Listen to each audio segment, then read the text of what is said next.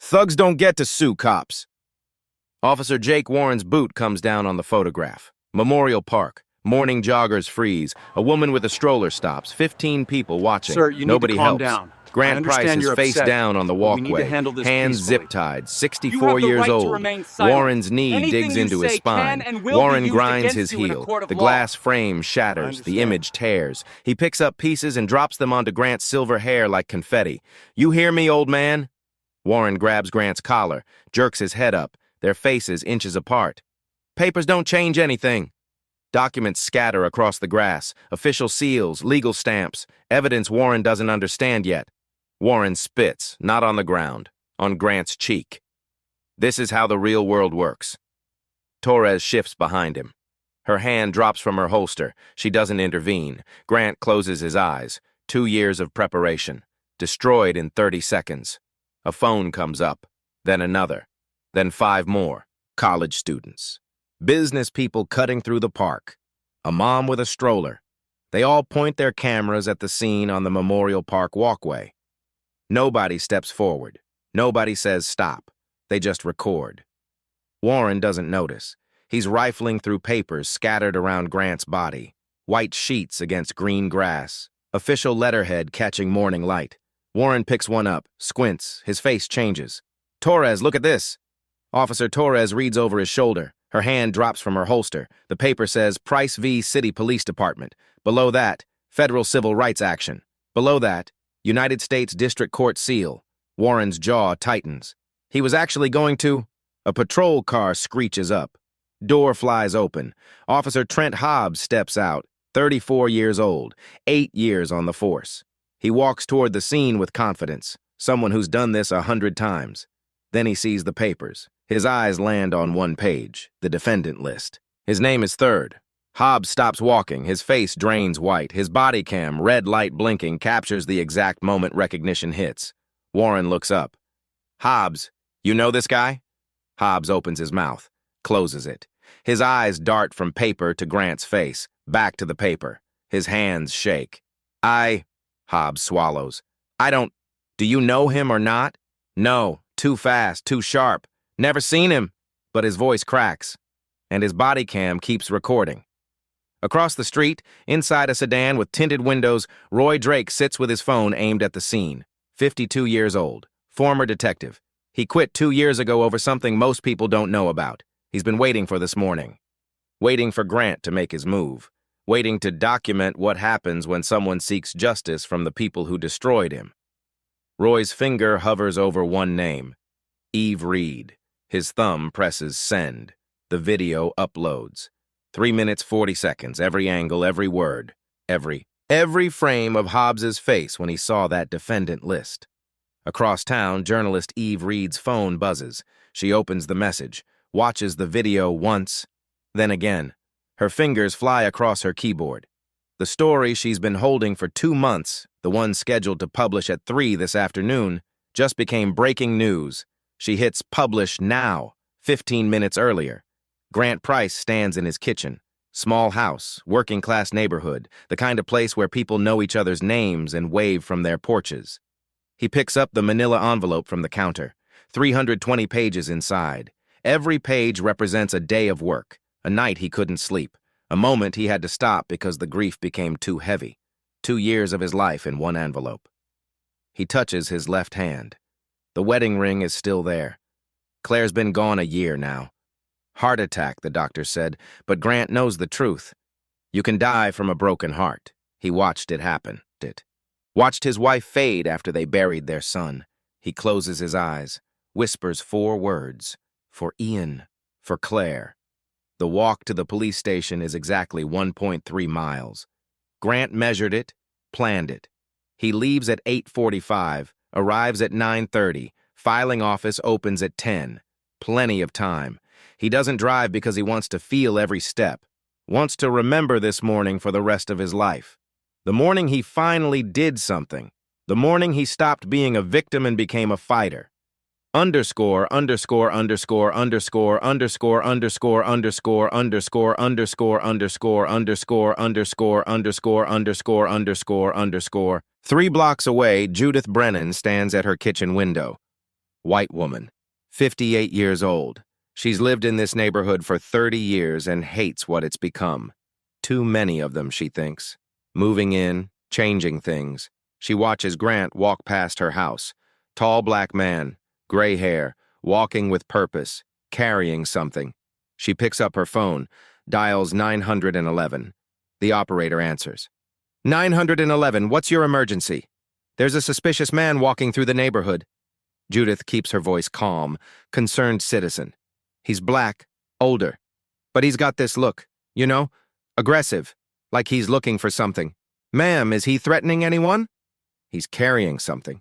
Could be a weapon. I don't know. He just looks wrong. Judith watches Grant turn the corner. He's heading toward the park, toward where all the kids play in the morning. At the dispatch center, Nina Blake types the information into her system. African-American woman, 42 years old. 15 years on this job. She's heard this kind of call before, many times, too many times. Ma'am, what's the subject doing right now? Walking, but fast, like he's got somewhere to be, somewhere he shouldn't be. Nina flags the call, but she adds a note in the system. Caller has history, 15 previous calls, pattern of exaggeration. She dispatches the call anyway, has to policy. Unit 12, respond to Memorial Park. Report of suspicious person, approach with caution. Caller states subject may be armed. Nina pauses, then adds, be advised, caller has made similar reports in the past. The warning goes out, most officers would hear it, would adjust their approach. Officer Jake Warren doesn't care about warnings. Underscore, underscore, underscore, underscore, underscore, underscore, underscore, underscore, underscore, underscore, underscore, underscore, underscore, underscore, underscore, underscore. Warren and Torres are 2 blocks from the park when the call comes through. We got this one, Warren says before Torres can even reach for the radio. He loves these calls. Suspicious person. Could be anything. Could be nothing. Could be his chance to do some real police work. Torres drives. She's quieter.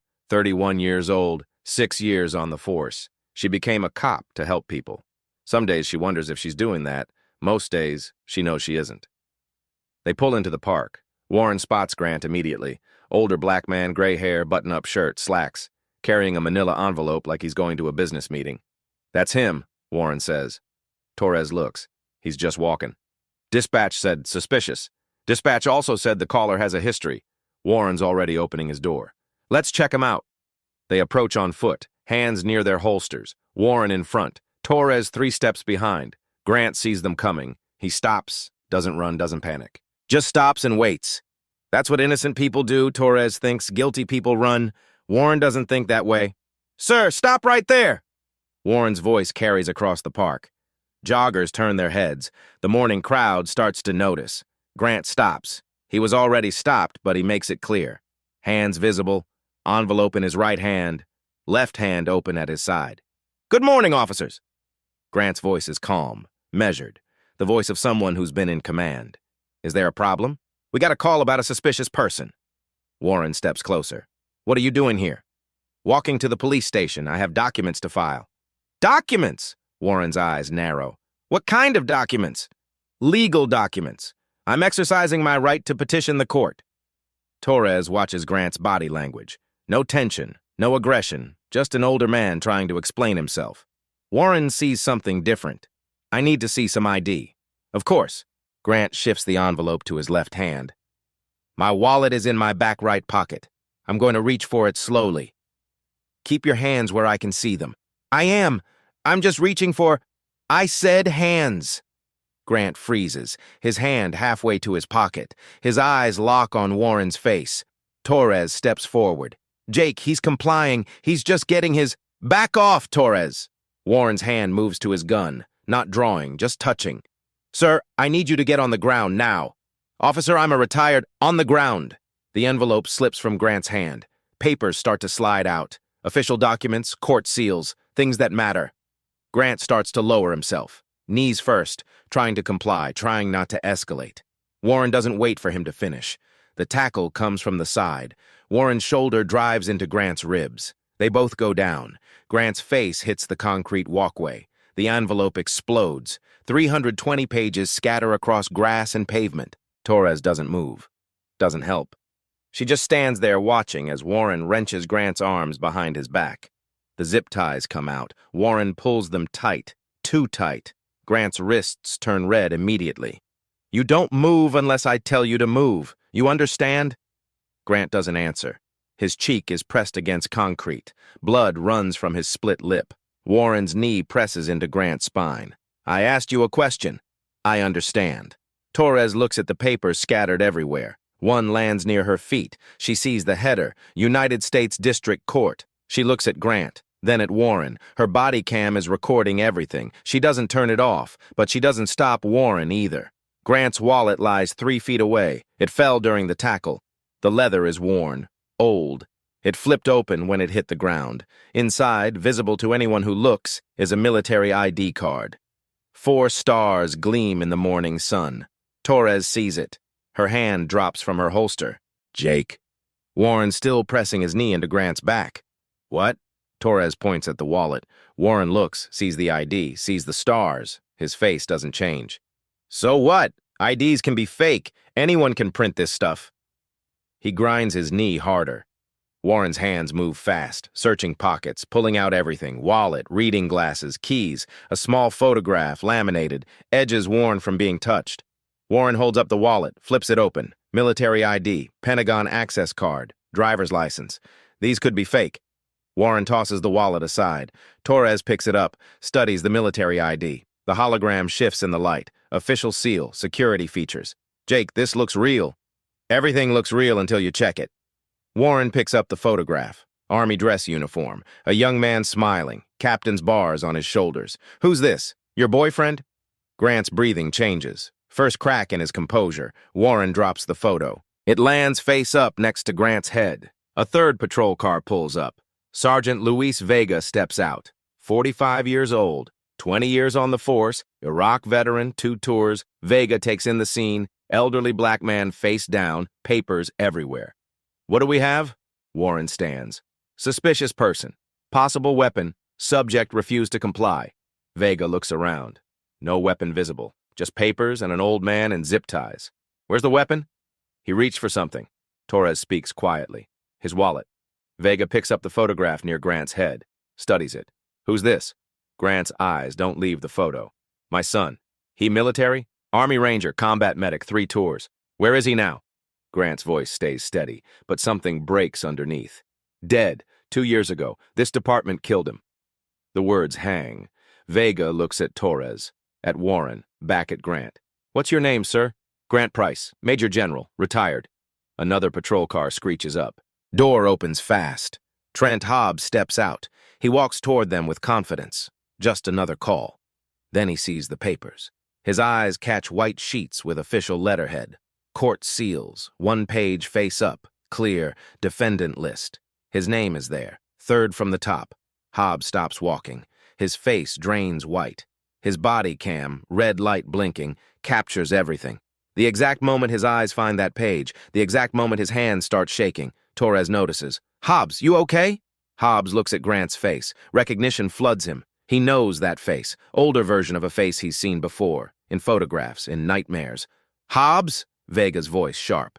"You know this man?" The lie comes out rough. "No," he swallows. Never seen him before. But his voice cracks. His hands shake. His body cam records it all. Grant turns his head, looks directly at Hobbs. Their eyes meet for the first time in 2 years. Officer Hobbs. Grant's voice quiet, steady. "You remember my son, don't you?" Hobbs steps back. His hand moves to his radio, his gun, anything. "I don't know what you're talking about." "Ian Price. Captain Ian Price. You shot him 5 times, 2 years ago, in this park, while he was jogging." Torres's head snaps toward Hobbs. Vega's expression hardens. Warren looks between them. "What's he talking about?" Hobbs's radio slips from his hand, hits the ground with a crack. "That was..." Hobbs's voice barely works. "That was justified. He was unarmed." Grant's voice cuts through. "Holding a cell phone, wearing earbuds. He never heard your commands. He refused. He was listening to music." The crowd has grown. 20 people now. Phones up, recording. Vega keys his radio. "Dispatch, run an ID check on Grant Price, military database." Static. Then Nina Blake's voice. "Stand by." 10 seconds of silence. Nina's voice returns, tight, professional. Confirmed, Major General Grant Price, retired, 4 stars. Active security clearance, Pentagon access. A pause.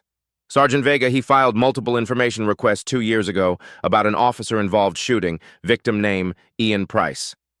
Vega closes his eyes. Warren looks at the papers scattered around them, at Grant's face pressed to concrete, at Hobbs backing away. Cut him loose, Vega says. Warren doesn't move. We have probable... I said cut him loose, now. Torres pulls out a knife, cuts the zip ties. Grant's wrists are red, indented where the plastic bit into skin. Vega helps Grant sit up. Sir, I apologize. Grant doesn't respond. His eyes stay on Hobbs. Hobbs stands frozen. His body cam still recording. His face still on camera. Guilt written across it like a confession. His phone rings. He doesn't answer. Around them, bystanders keep filming. Every angle. Every word. One woman uploads her video to social media. Caption, they just assaulted a general. Within 5 minutes, the video has 800 views. Within 10, 8,000. The number keeps climbing. Grant sits on the curb, zip ties off, wrists red and swelling. He doesn't rub them, just sits with military posture and waits. Vega stands nearby, arms crossed, watching Hobbs, who's moved to the edge like he's trying to disappear. Warren paces. He doesn't like this. Doesn't like that Vega cut the general loose. Doesn't like the crowd with their phones. We should bring him in, Warren says. Question him at the station. On what charge? Vega's voice flat. Resisting arrest. He didn't resist. He reached for something when I told him to stop. His wallet. Torres speaks without looking at Warren. She's on her knees collecting scattered papers, reading as she goes. Warren's jaw tightens. Whose side are you on? She doesn't answer, just keeps gathering pages. Grant watches her work. She's careful, organizing them, not crumpling.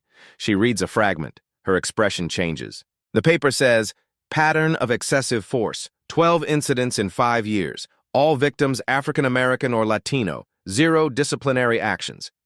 Torres looks up, meets Grant's eyes. Something passes between them. Warren notices. Torres, leave that. It's evidence. Evidence of what? Vega asks. He was filing a lawsuit. That's not a crime. We don't know his intentions. His intentions? Vega gestures at the papers. Federal court documents. Everything's legal. Warren's face reddens. You're taking his side over your own? I'm looking at facts. The radio crackles. Nina Blake's voice comes through. All units. Additional information on Grant Price. Vega keys his mic. Go ahead. His wife Claire died 1 year ago. Natural causes. One son, Ian Price, deceased. Officer involved shooting this jurisdiction 2 years ago. Nina pauses. That case was investigated and closed. Shooting ruled justified. Longer pause.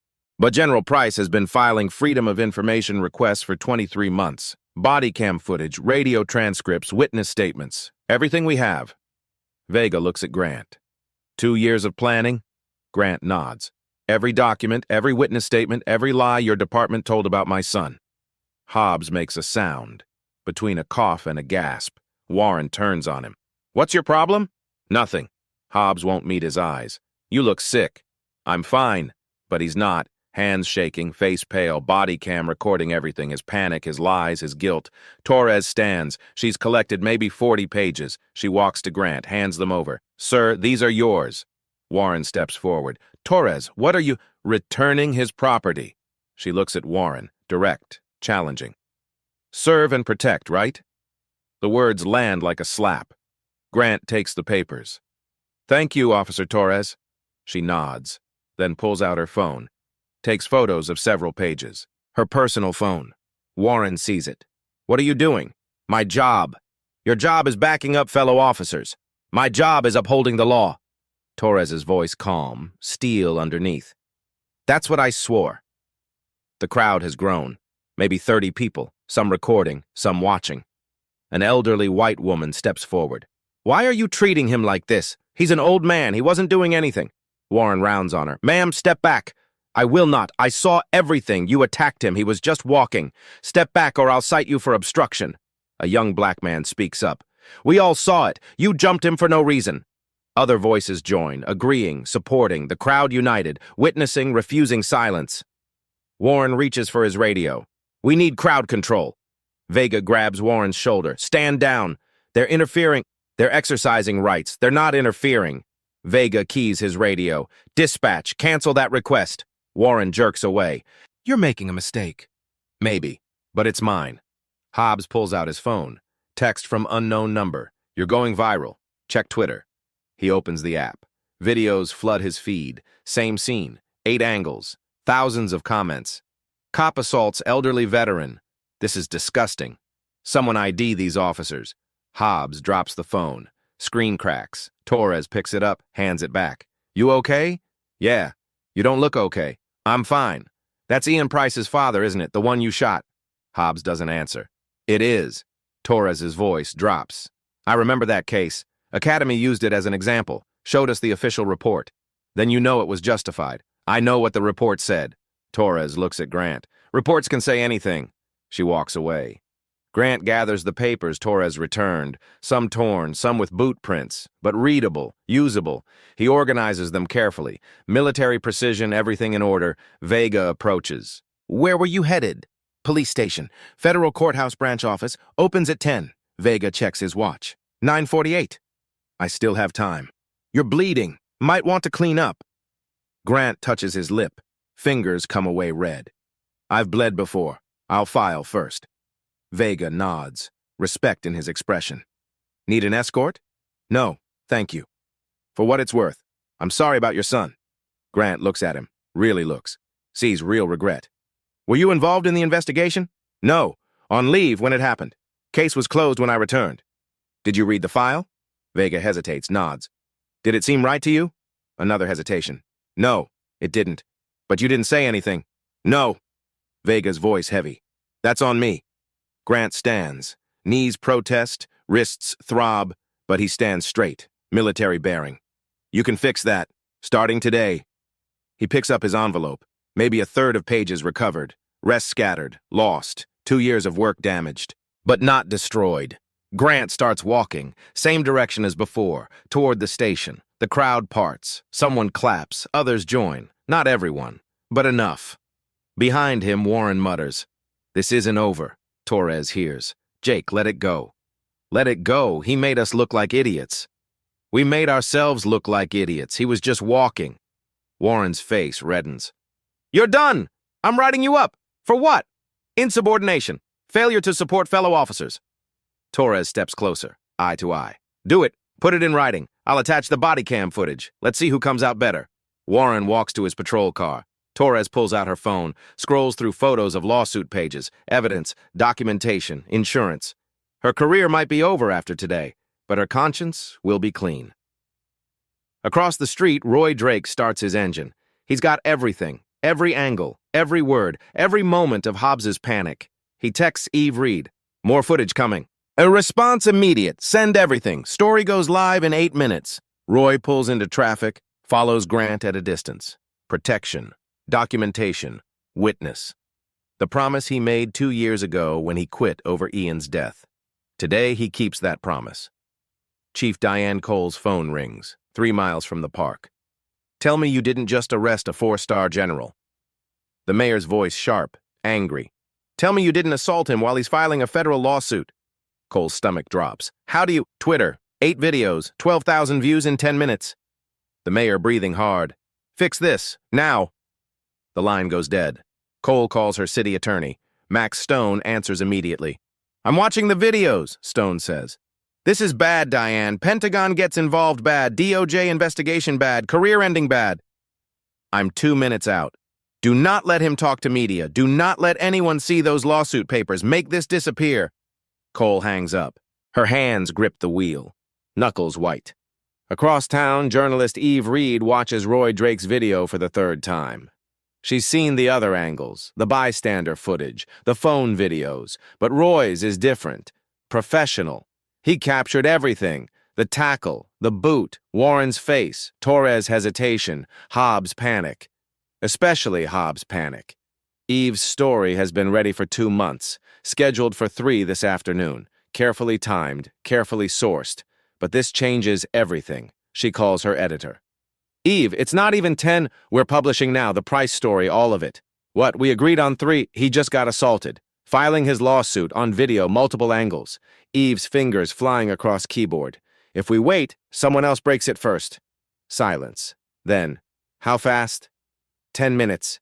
You have 8. Eve opens her article, the one she's refined for 8 weeks. Interviews, documents from Ian's shooting, the cover-up, the lies. She adds a new opening. About this morning. About Grant on the ground. About justice delayed. 6 more minutes. Officer Kate Miles sits in her patrol car 4 blocks away, listening to radio traffic for 20 minutes. Heard everything. The stop, the tackle, Hobbs arriving.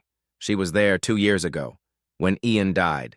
She saw what happened, saw Hobbs fire without warning, saw Ian fall, saw the cell phone. She was ordered to remember correctly, back up Hobbs' story or face consequences. She wrote the lie, signed it, carried that weight for 2 years.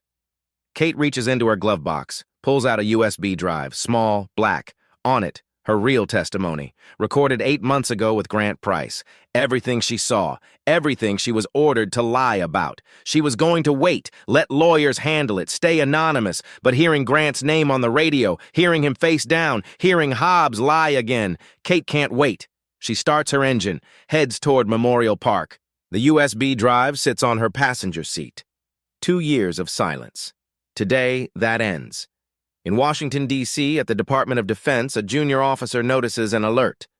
Grant Price, detained by local law enforcement. He checks the file. Major General, retired, 4 stars, active security clearance. Protocol is clear. Any detention of high-ranking officers triggers notification. He picks up his phone, calls the Secretary of Defense's office. The machinery begins to move, slowly at first, then faster.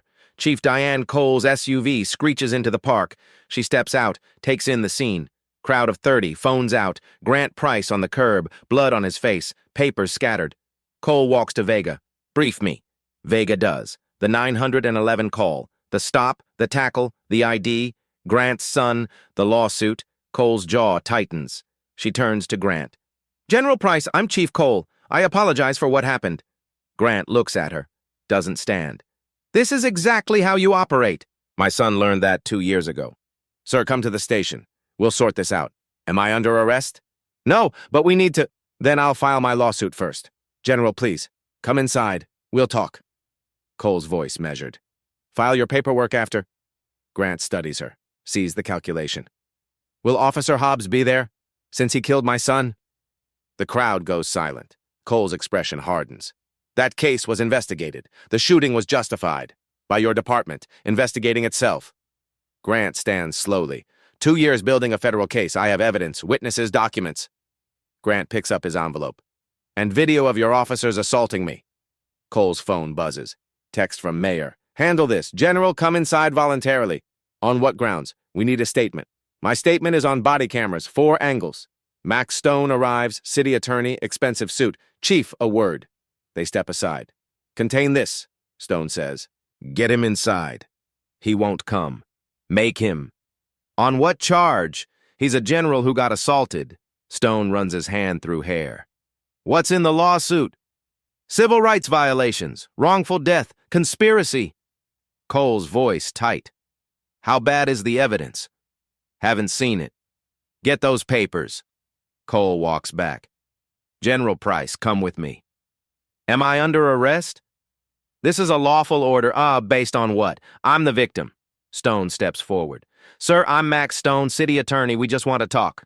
Your officers tackled me, zip-tied me, all on video. Videos can be misleading. My side is in federal court, 320 pages. Stone's eyes flick to the papers. If you're alleging misconduct, attorney work product, privileged. Grant looks at Cole. Am I free to go? Cole's phone rings. 703 area code, Virginia, Pentagon. She answers. Chief Cole, Lieutenant Colonel Sarah Wells, Pentagon Security. We received notification Grant Price was detained. Confirm his status. Cole's face drains. He's released. Was he injured? Cole looks at Grant's split lip, scraped cheek, swollen wrists. Minor injuries. General Price holds active clearance. Any assault is federal concern. Are body cameras operational? Yes. Preserve all footage. DOD will request copies. Is General Price safe to leave? He was never in our custody. That's not what videos show. Ice cold. We'll be in touch. The line goes dead. Cole stares at her phone. Stone steps closer. Chief, shut up.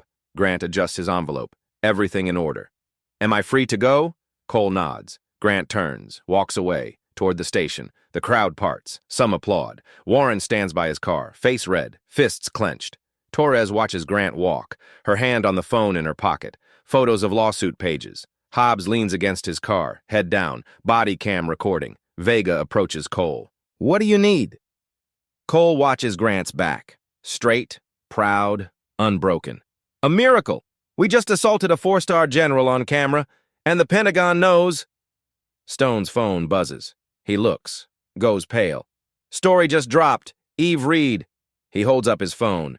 Trending. The headline reads, "General's son killed by police. 2 years later, they assaulted the father filing lawsuit."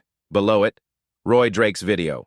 Every moment, every word. Views climbing, thousands, tens of thousands. Around them, officers pull out their phones, check social media. Their faces go pale, one by one. The video is everywhere. Twitter, Facebook, Instagram, TikTok. Their names are being posted, their faces identified. Warren sees his name in comments. Hundreds calling for his badge. Torres sees it too, but her comments are different. The female officer tried to stop it.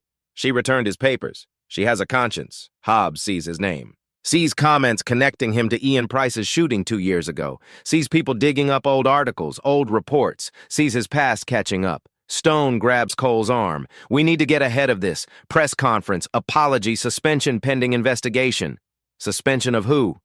Warren, maybe Hobbs. Show we're taking action. And if that's not enough? Stone doesn't answer.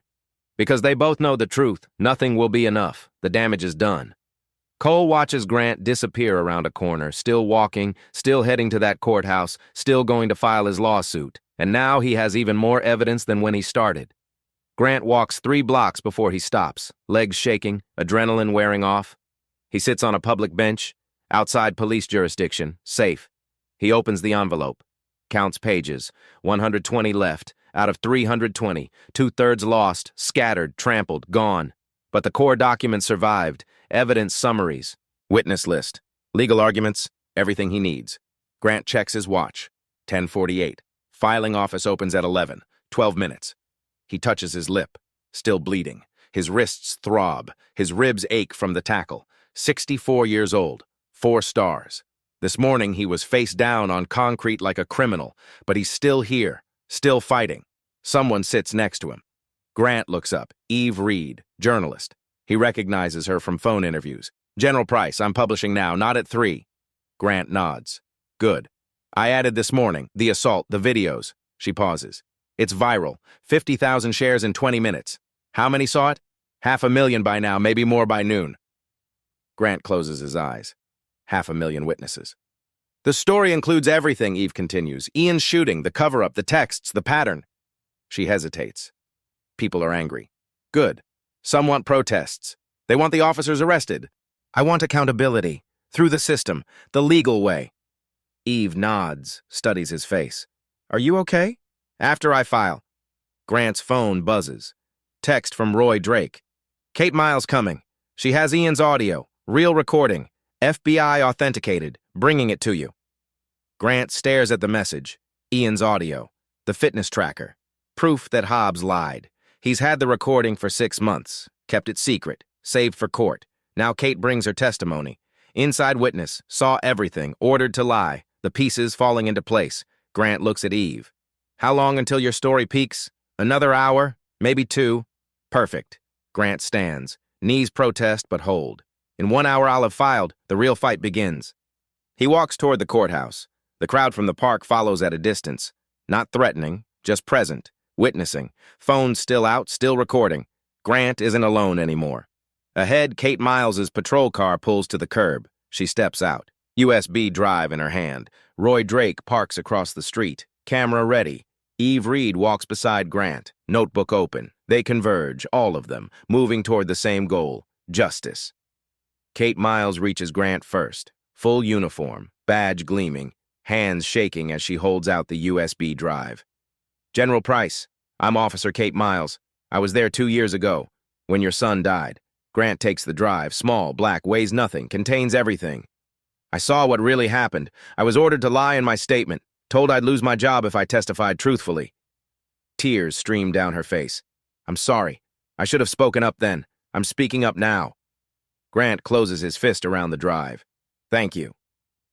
Roy Drake approaches, former detective, camera in hand. I've got everything from this morning, every angle, every lie. Eve Reed steps closer. My article is live, 200,000 shares, networks are picking it up. The crowd has grown, 60 people, forming a circle around Grant, protecting, witnessing. Grant looks at them. Kate, Roy, Eve, the people who refuse silence. Let's show them everything, right here, right now. Roy pulls out a laptop, sets it on the bench, screen glowing. Kate plugs in her USB drive. Files populate. Audio, video, documents. The crowd presses closer. Phones out, recording. Grant clicks the first file. Audio waveform fills the screen. This is from Ian's fitness tracker. He wore it jogging. It recorded audio. FBI authenticated it 6 months ago. He presses play. Running feet, steady rhythm. Someone breathing, healthy, alive. Music playing faintly. Earbuds bleeding sound. Ian's voice humming along, then confusion in his breathing. Rhythm breaking. Ian's voice, clear, confused. What? I can't hear you! A pause. 1 second, maybe 2, then 5 gunshots. Rapid, brutal, final. Ian's exhale, wet, struggling, silence. No commands before shots, no warnings, no stop or freeze or police. Just music. Confusion. Death. The crowd goes silent. Someone sobs. A woman covers her mouth. Kate's legs give out. She sits hard on the ground. Grant's hands grip the laptop edge, knuckles white. Officers claim they gave 5 verbal commands, that Ian refused to comply, that he reached for something threatening. He looks up, meets the eyes recording him. The audio proves they lied. Roy opens another file. Spreadsheet, data, numbers that tell stories. Pattern analysis, I compiled it over 18 months. Public records, news reports, internal documents. The spreadsheet shows police shootings, 5 years, asterisk. Total incidents, 12 asterisk, fatal, 8 asterisk race of victims, 9 black, 2 Latino, 1 white asterisk officers disciplined, 0 asterisk, cases ruled justified, 12 asterisk independent investigations, 0 comparative white suspects, asterisk, similar situations, 23 asterisk, use of force, 2 asterisk shootings, 0. If you're black in this city, you're 9 times more likely to have force used. Infinitely more likely to be shot. Someone in the crowd shouts, Where are the officers? They should see this. Kate pulls out printed text messages, hands shaking. These were subpoenaed from Hobbs's phone, 3 days after Ian died. She reads aloud, voice breaking. Hobbs to colleague, should have stopped running, with shrugging emoji. Reply, play stupid games. Hobbs, Captain says we're clear. Story holds up. Reply, good. Drinks tonight? The crowd erupts, anger, disgust. Kate continues. Supervisor email 5 days after shooting. All officers involved. Narrative needs to stay consistent. No deviations. We back our own. This goes away if we stay united. They coordinated the cover-up at supervisor level. Made us all lie. Eve steps forward. My article includes 3 other officers, all pressured to back false narratives, threatened with retaliation for truth. Roy opens another file. Video compilation. This morning, body cam footage. 4 officers. Split screen, 4 angles, Grant walking, calm, hands visible, Warren approaching, hand on gun, aggressive. Torres hesitating, audio clear. Warren, sir, stop right there. Grant, good morning, officers, is there a problem? Warren, what are you doing here? Grant, walking to the police station, I have documents to file. Warren, I need ID. Grant, my wallet is in my back pocket, I'm reaching for it slowly. Warren, keep your hands where I can see them. Grant freezes. Torres, Jake, he's complying. Warren, on the ground now. The tackle, brutal. Grant's face hitting concrete, envelope exploding, then Hobbs arriving. Camera catches his face. The moment he sees papers, the defendant list. His name, color draining, hands shaking, eyes wide. Vega's question, Hobbs, you know this guy? Hobbs lie, no, never seen him. But video shows everything his words deny. Recognition, fear, guilt. The crowd watches in silence, recording the laptop. Recording Grant's face, recording Kate crying, recording everything. Video ends. Roy closes the laptop. That's not everything, but it's enough. A car pulls up. Black sedan, federal plates. 2 people step out. Dark suits, FBI badges. The crowd parts. The senior agent walks to Grant. 50 years old, gray hair, hard eyes. General Price, Special Agent Marcus Hunt. FBI Civil Rights Division. Grant stands. Agent Hunt. We've been monitoring your case 6 months, waiting for you to file. As of this morning, we're opening formal investigation into this department. He pulls out a document. DOJ seal. Pattern or practice investigation. We'll examine 5 years of police conduct. Use of force, shooting investigations, disciplinary procedures, everything. Chief Cole's SUV screeches up. She sees FBI agents, the crowd, Grant with the laptop. Her face goes white. Hunt walks to her, hands her the document. Chief Cole, you're served. Federal investigation. Preserve all records, all body cam footage, all files, no destruction, no retaliation against witnesses. Any interference means federal obstruction charges. Cole reads. Her hands shake. We haven't been given a chance to... You've had 2 years. You cleared officers who committed crimes. You buried evidence. You threatened witnesses. Hunt gestures to Kate. Officer Miles provided testimony about systematic intimidation, pattern and practice of cover-up. A second agent approaches Kate. Officer Miles, come with us. Protective detail, you'll be safe. Kate nods, relief flooding her face. Warren's car pulls up. He steps out, sees the crowd, FBI, laptop. What's going on? Hunt turns. Officer Jake Warren, we have video of you assaulting General Price. Federal charges being considered. Deprivation of rights under color of law. 10 years if convicted. Warren's face reddens. I was responding to a call. He was a 64-year-old man filing a lawsuit. On video, he complied with every command until you tackled him. You violated his civil rights while he exercised constitutional rights. That's federal crime. Hobbs' car is last to arrive. He steps out slowly, like walking to execution. Grant sees him. Their eyes meet. The crowd goes silent. Grant picks up Ian's photo, the one Warren stepped on, crushed, torn. He holds it up so Hobbs can see. You shot my son, 5 times. While he was listening to music, while he couldn't hear your commands. You killed an unarmed soldier, then lied about it. Hobbs opens his mouth. Nothing comes out. The audio proves you lied. The witnesses prove you lied. Your own text messages prove you celebrated after... Grant steps forward. You destroyed my family. My wife died from grief. My son is in the ground, and you walk around like nothing happened. Hunt steps between them. General, step back. Grant doesn't move. Officer Hobbs is named in my lawsuit. I want him to know. I spent 2 years building this case, every document, every witness, every piece of evidence. You're not walking away this time. Hunt looks at Hobbs. Officer Trent Hobbs, you're under investigation for civil rights violations related to Ian Price's death. Don't leave the jurisdiction. Don't destroy evidence. We'll be in touch. Hobbs' legs buckle. He grabs his car for support.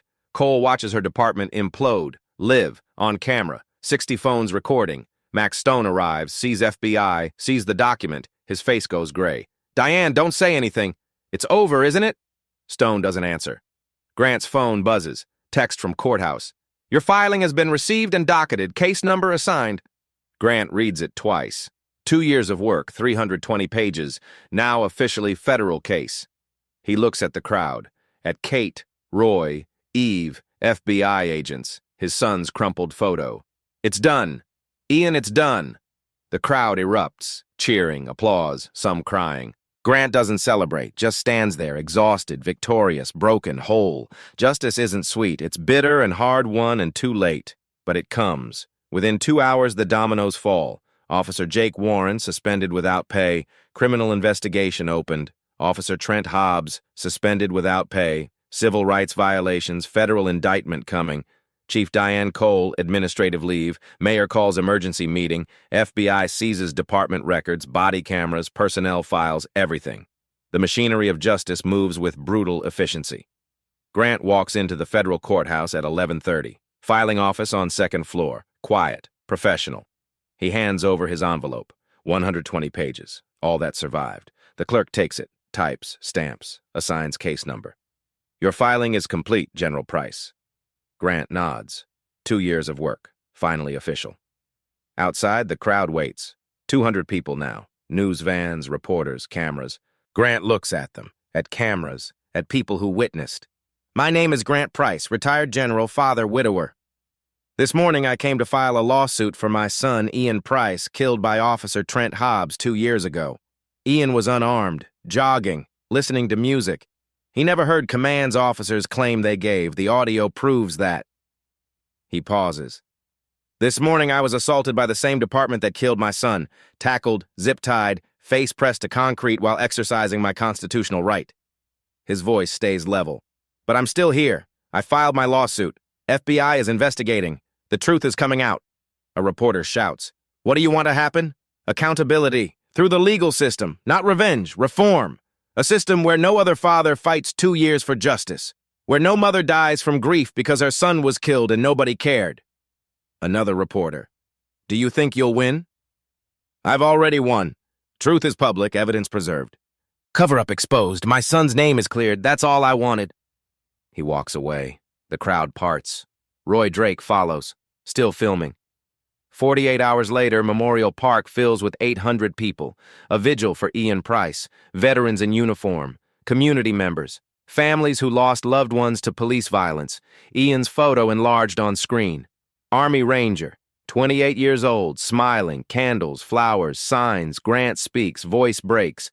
My son served his country with honor. 3 tours saved lives, came home, and his country failed to protect him. I filed this lawsuit so no other father stands at his son's grave wondering why the system he defended couldn't defend him. Ian's voice from his final moments told us the truth. Now we listen. Silence. Many crying. This isn't just about Ian. It's about every person who suffered injustice and was told to be quiet. Every witness threatened into silence. Those days are ending. We refuse to be silent. Standing ovation. Long. Emotional. Kate Miles files official whistleblower complaint 3 days later. 2 years of forced silence. Threats. Retaliation culture. FBI guards her home. She receives death threats. 3 other officers come forward after Kate. Their own stories. The dam breaks. Officer Beth Torres submits formal statement supporting Kate. Describes department culture of protect the badge over justice. Their bravery sparks change. Slow, painful, real. 3 months later, the settlement comes. $8.5 million to Ian Price's estate. But Grant demanded more than money. Demanded reforms. Federal consent decree. DOJ oversight for 5 years. Independent review board for all use of force incidents. Mandatory body cam release within 48 hours. Ban on hiring officers with excessive force histories. Community Oversight Committee with subpoena power. Annual implicit bias audits. Ian Price Memorial Scholarship for Children of Fallen Service Members. Chief Cole retires, no pension. Max Stone disbarred. Trent Hobbs federally indicted. 3 counts, trial pending. Jake Warren charged with assault under color of law. The department bleeds officers. 8 resign, 12 under investigation. Grant stands at Ian's grave, small headstone, military markers, American flag. He places something new, 4-star general insignia. His own, earned over 32 years. You rest now, son. I'll keep fighting. Wind moves through trees. Spring morning, birds singing. His phone buzzes. Text from Scholarship Committee. First recipient selected. Young black woman, daughter of Iraq War veteran, wants to become a doctor. Grant smiles. First time in 2 years. Justice delayed. Justice painful. Justice incomplete. But justice nonetheless. A car pulls up. Kate Miles steps out. Civilian clothes now, no longer on force. Working with FBI on police reform. She walks to Grant, stands beside him. I come here every week, Kate says quietly. To apologize, to remember. Grant nods. He'd forgive you. I don't deserve forgiveness. None of us do. We just try to earn it. They stand in silence. 2 people bound by tragedy, by truth, by the choice to stop running from what they knew was wrong. Roy Drake's car is parked at cemetery entrance. He doesn't film this moment. Some things are private. But he's here, watching, making sure Grant is never alone. Eve Reed publishes follow-up article. 6 months after the assault, updates on reforms, officers facing trial, scholarship recipients. Headline, One father's fight changed a system, but the work isn't over. She's right. Justice is not a destination. It's constant struggle, daily choice, refusal to accept things as they are. Grant turns from the grave. Kate walks with him. You speaking at Police Academy next week? New recruit orientation? I am. What will you tell them? That the badge is responsibility, not a shield. That courage means standing up even when it costs everything. That my son died because officers forgot they serve the people, not themselves. They need to hear that. They need to live it. Grant gets in his car, drives away from cemetery, past Memorial Park where it happened, past the police station. The city looks different now, not because buildings changed, Because truth changed. Because silence broke. Because one father refused to let his son's death be erased. Behind him, Ian's headstone catches light. Captain Ian Price, U.S. Army Ranger, beloved son, his voice still speaks. And it does. In every reform, every training, every officer who thinks twice, every body camera that can't be turned off, every review board with community voices. Ian's voice still speaks. Grant drives home. Small house, working-class neighborhood, where this journey started. Tomorrow he testifies at Hobbs's trial, key witness, the father who refused to stay quiet. Tonight he rests. Justice isn't finished. The fight continues. But for one night, Grant Price sleeps. And he doesn't dream of death. He dreams of his son running, free, alive, music in his ears, smile on his face, the way he was before, the way he'll always be in Grant's heart.